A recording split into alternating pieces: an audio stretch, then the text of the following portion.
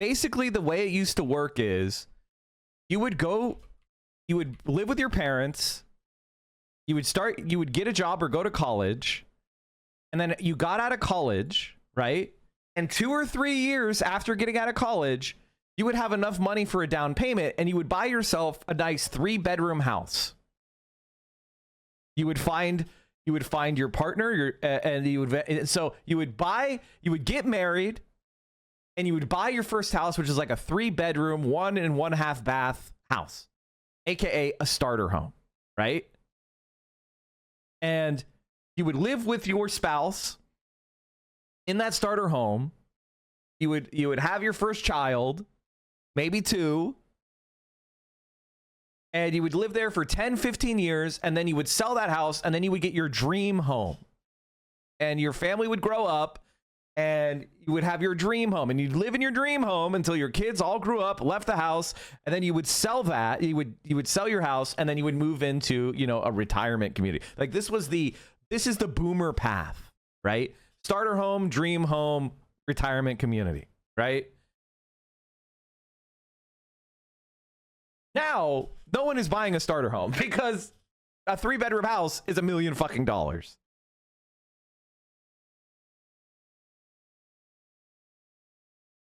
And this is exactly the situation we're finding ourselves in.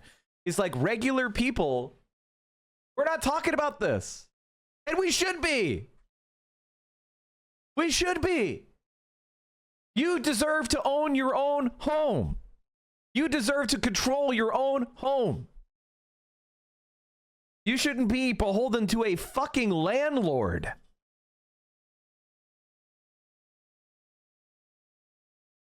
Homes are disappearing from the United States. In the early 1980s, as many as 40% of the new homes built were considered entry-level.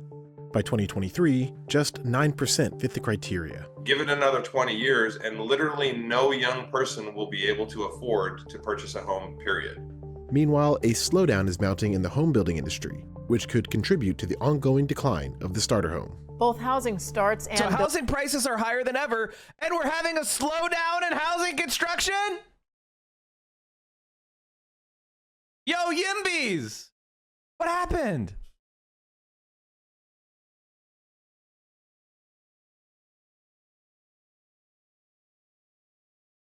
Building permits, which are an indicator of future construction, have slowed down this fall, and it's not just seasonal. There are over 3 million potential first-time home buyers in the country. They're up against high home prices that keep rising. What you're starting to see are mini price bubblets in markets that are an hour, 2 to 3 hours from major metropolitan cities. It is such an unusual market because we have an all-time low of first-time home buyers, but an all-time high of all cash buyers. So where did all the starter homes go? Yeah, the all cash buyers are boomers. Boomers that bought their house for $40,000 and it's now worth $500,000. So they sell their old first house and they go, well, I got $500,000. I guess I'll put it all cash towards the new house. And it's also BlackRock as well. You're right. It is also investors.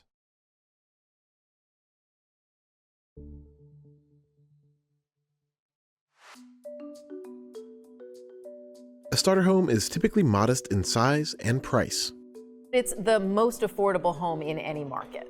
If you're in the Midwest, maybe it's in the $100,000 range. If you're in California, a starter home might be in the $400,000 range. To me, a starter home used to be a smaller condo, a smaller space, and someone would upgrade. Maybe after 5 years as they get married or have a family and want to move. But now we're actually seeing that most people are buying their first home as a single family residence and really planning on staying in place. America's home builders are making fewer of these kinds of units. If you look at the number of single-family starter homes, those defined as being 1,400 square feet or smaller, we used to supply anywhere between 400 and 500,000 units a year. Over the past decade, builders have put up less than 100,000 homes each year. Really, by far, the number one reason is the increasing difficulty that many builders have in dealing with zoning regulations. Zoning laws are set at the local level.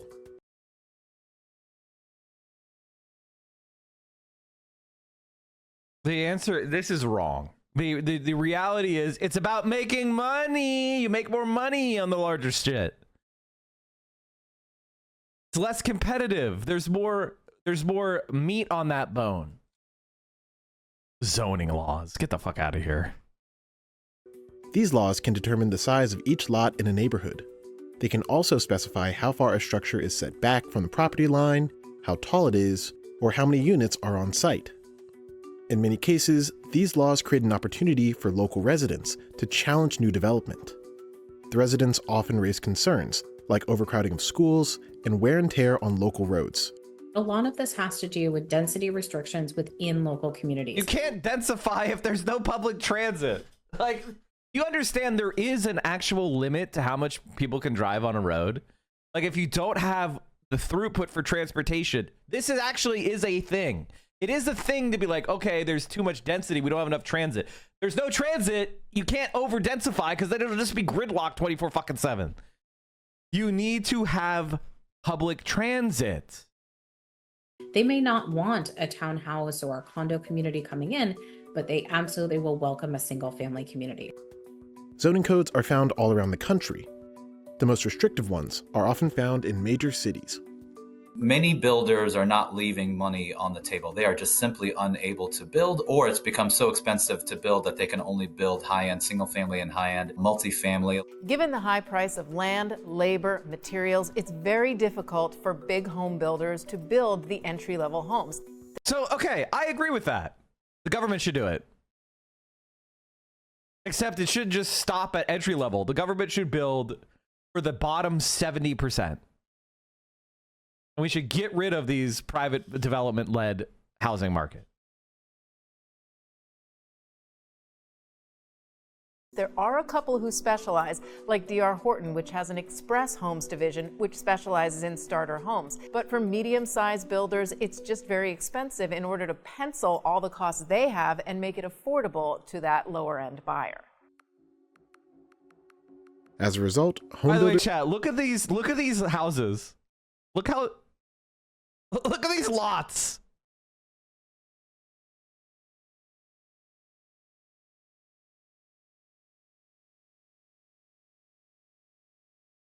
Like, there's no lot.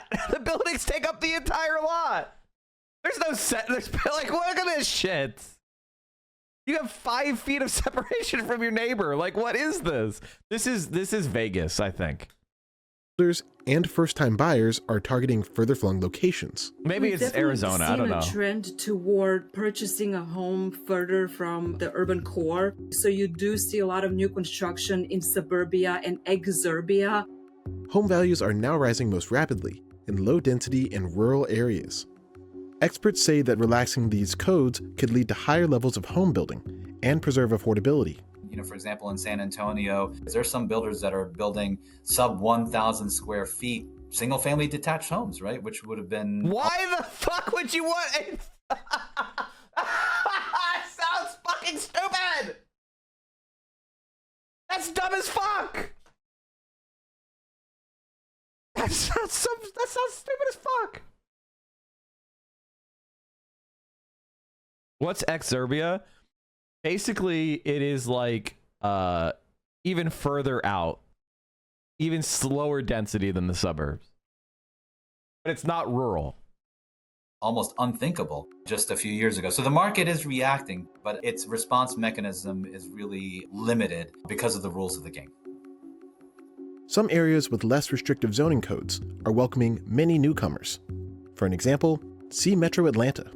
Home is in Atlanta now. I'm currently in Decatur, Georgia, which is right outside of the perimeter, so I have easy access to the city. It gives a little bit more of suburban-ish kind of feel. It's just the culture, the energy, the aesthetic, the environments, a more elevated experience in day-to-day living, honestly.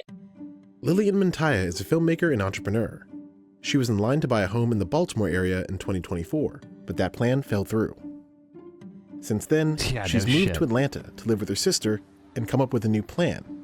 I did grow up in Baltimore. San Antonio housing market. Today, we're taking a full house tour of the cheapest home in San Antonio, Texas. So make sure you stick to the end to break down the numbers.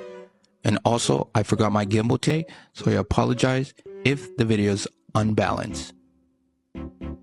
Starting off at the exterior of the home, you only have a 1-car extended driveway with no garage. And this home actually sits at a corner lot. So buying a corner lot is definitely a good thing, giving you more space through your neighbor's yard and more parking as well.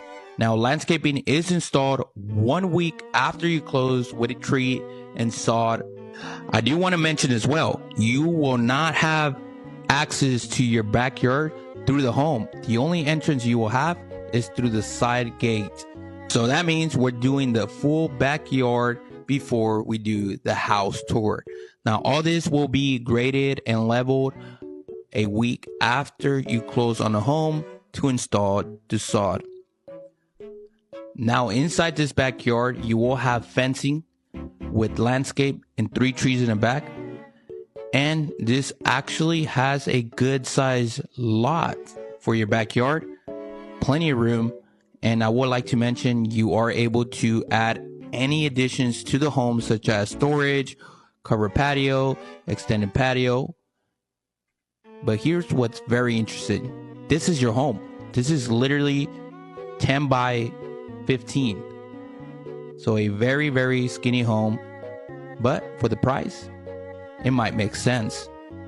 And just a reminder, you guys, if you're interested in what it takes to purchase a home, make sure you send me a DM, whether you're a first-time buyer or military. I definitely work with every client in every situation. And I understand as well, TikTok might be banned in the next 4 days. I'm definitely panicking. I am trying to find out what exactly platform might work to continue these house tours. I definitely enjoy conversating with you guys and the interaction with everybody from TikTok. Right before the ban so if you have a by platform Trump that you recommend, make sure you leave it in the comments for me to consider to be best. Now let's go see what's inside. As we walk in, the first thing we are met is with this open concept layout, stairs leading to the second floor, and the full kitchen. Now, in the living room area, you do have a decent amount of room with a single window bringing in natural sunlight, vinyl flooring throughout the entire first floor. And these windows are fixed. You do not have access. They are double-sided. So this is the living room. Now let's head into the kitchen. Can't open the window. In the kitchen area, you will have gray quartz countertop, white cabinet finish, and is this Barstool approved? Maybe, perhaps, definitely is. For appliances in the kitchen area, you'll have your chef's house sink, along with your dishwasher. This is worse than a mobile home. This is dumb as fuck. Your electric stove will sit here, and your vent. Now behind me is the actual stove itself. You'll have a 4 electric burner that will sit there, and your refrigerator. Now, once we move that, this is such dog shit, dude. Provider that will, by the way, like the idea that plug in. I just want to see the upstairs. Hold on. For the first thing we're met is with this open concept, which is a loft, second living room area, or game room. And behind me will be bedroom number 2. In shower. Now, time to break down the numbers. This home is selling for $131,500. All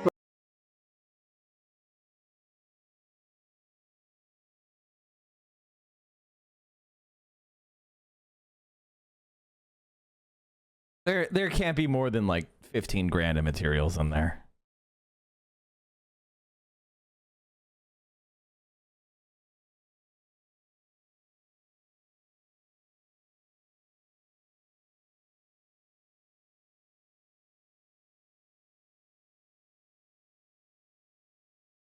And like,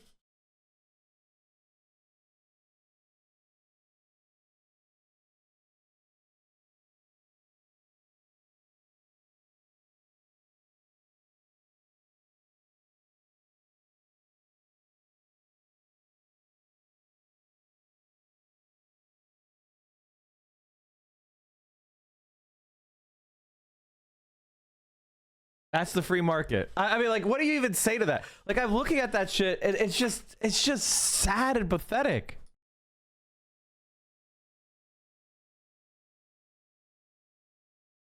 Baltimore. I gave Baltimore a shot in my adulthood with my children, and I did the 9 to 5 and, you know, attempted to buy a house there and everything. But Baltimore wasn't providing the, I don't know, just the lifestyle, resources, community that is needed for me to thrive. And Atlanta has been able to kind of just support me more.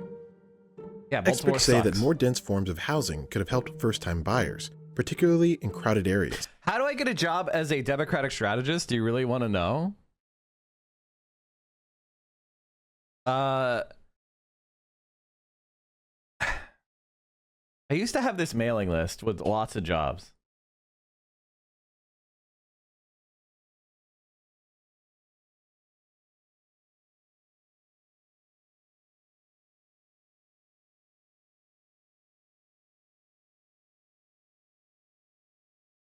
Oh, there you go. I found it.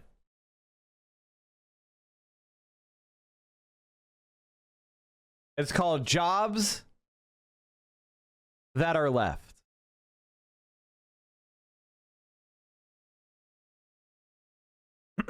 Jobs that are left. Or another place, if you want to get more political jobs, unionjobs.com. This is for like mostly staff jobs, if you want to work in a union. There you go. You're welcome. The jobs on the left list. Let me click on this to make sure it doesn't like show my taxes or whatever. Okay, I think it's safe. You know.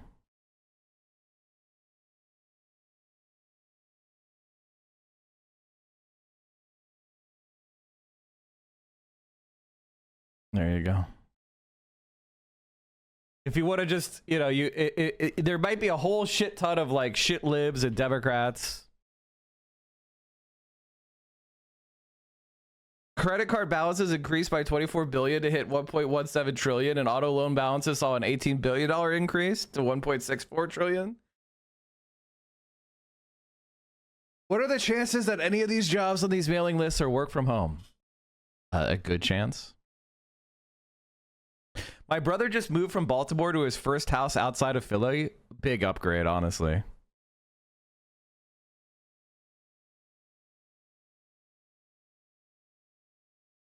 We do know that The person asked, so I figured I'd tell you some places to look for left-wing work. A lot of it's going to be garbage, though, so, you know, there you go. Also, USA Jobs, no. That's federal government, man. They just fired every single... You understand that Donald Trump is the president, right? They just fired every single provisional federal employee.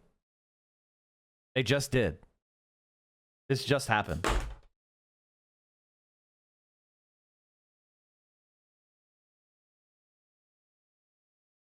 They're just destroying everything.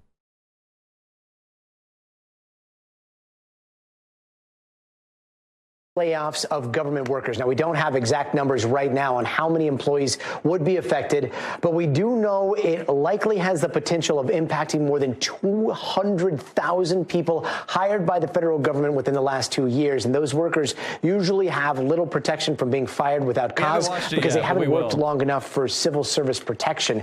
Now, a spokesperson for the government's Human Resource Agency tells the Washington Post that these decisions to get rid of these workers is in part of the Trump administration's broader efforts to restructure and streamline the federal government. NBC News in Washington got a statement from the American Federation of Government Employees saying, quote, this administration has abused the probationary period to conduct a politically driven mass firing spree targeting employees, not because of performance, but because they were hired before President Donald Trump took office. With us right now is Ted Oberg. He is an investigative reporter for NBC News 4 out in Washington and has been covering this story all day long. Ted, a lot of confusion about what this is going to mean, especially when you consider the vast number of people who work for the federal government. I know it's still early on, but do we know how many people have been let go so far?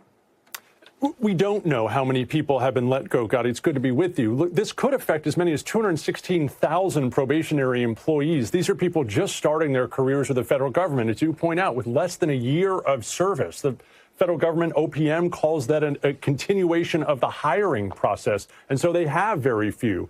Agencies can exempt some of these people if they don't want to let them go, but every agency, we are told without exception, was told to let go of their probationary employees today. And that is a huge number, almost 10% of the federal workforce.